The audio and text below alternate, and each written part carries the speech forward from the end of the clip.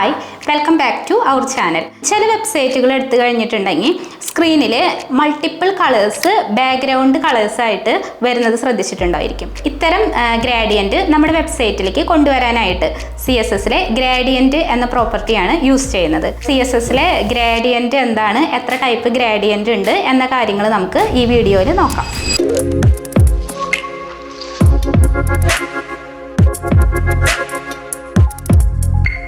CSSലെ gradient 3 ടൈപ്പാണുള്ളത്. Linear gradient, radial gradient and conical gradient. ആദ്യം നമുക്ക് ലീനിയർ ഗ്രാഡിയൻറ്റ് എന്താണെന്ന് നോക്കാം.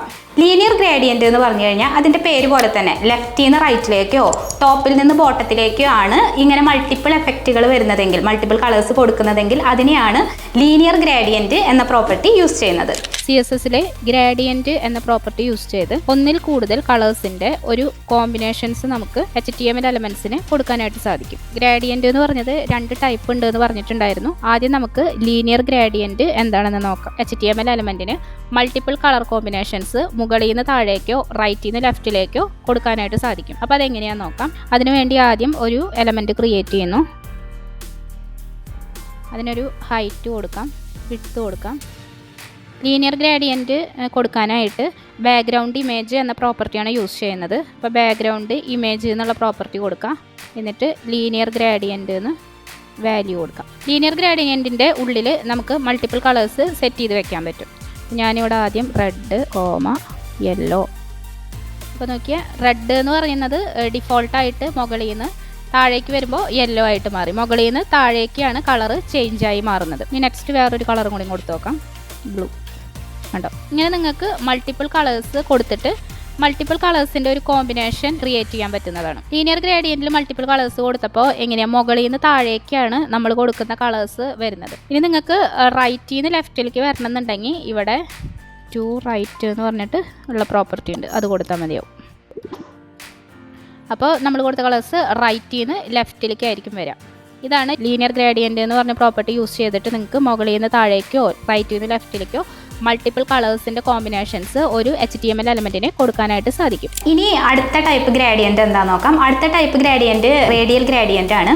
ഒരു എലമെൻറ്റിൻ്റെ സെൻറ്ററിൽ നിന്നാണ് ഇത്തരം കളേഴ്സ് ചേഞ്ചായി വരുന്നതെങ്കിൽ അതിനെയാണ് നമ്മൾ റേഡിയൽ ഗ്രാഡിയൻറ്റ് എന്ന് പറയുന്നത്.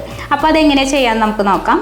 റേഡിയൽ ഗ്രാഡിയൻറ്റ് യൂസ് ചെയ്തിട്ട് സെൻറ്ററിൽ നിന്നായിരിക്കും മൾട്ടിപ്പിൾ കളേഴ്സ് മാറി വരുന്നത്. അപ്പോൾ അതിന് വേണ്ടിയിട്ട് ഒരു എലമെൻറ്റ് ക്രിയേറ്റ് ചെയ്തിട്ടുണ്ട്. ഇതിന് ബാക്ക്ഗ്രൗണ്ട് ഇമേജ് എന്ന പ്രോപ്പർട്ടി കൊടുക്കുന്നു. അതിൽ റേഡിയൽ ഗ്രാഡിയൻറ്റ് എന്ന് പറഞ്ഞിട്ടുള്ള വാല്യൂ കൊടുക്കാം. അപ്പോൾ റേഡിയൽ ഗ്രാഡിയൻറ്റിൻ്റെ ഉള്ളിൽ നമുക്ക് മൾട്ടിപ്പിൾ കളേഴ്സ് കൊടുക്കാം, റെഡ്, യെല്ലോ. ഇപ്പോൾ എങ്ങനെയാണ്, ആദ്യം കൊടുത്ത കളർ സെൻറ്ററിൽ വന്നു. അപ്പോൾ സെൻറ്ററിൽ നിന്നാണ് കളർ ചേഞ്ചായി വരുന്നത്. ഇനി അടുത്തൊരു കളർ കൊടുക്കാം. ഉണ്ടോ? അപ്പോൾ ഇങ്ങനെ നിങ്ങൾക്ക് സെൻറ്ററിൽ നിന്നും മൾട്ടിപ്പിൾ കളേഴ്സിൻ്റെ ഒരു ചേഞ്ച് ഉള്ള കോമ്പിനേഷൻസ് കിട്ടണമെങ്കിൽ റേഡിയൽ ഗ്രാഡിയൻറ്റ് എന്ന് പറഞ്ഞ പ്രോപ്പർട്ടി യൂസ് ചെയ്യാവുന്നതാണ്. അടുത്തത് പറയാൻ പോകുന്നത് ലാസ്റ്റ് ടൈപ്പ് ഗ്രാഡിയൻ്റ് ആണ്. അത് കോണിക്കൽ ഗ്രാഡിയൻ്റ് ആണ്.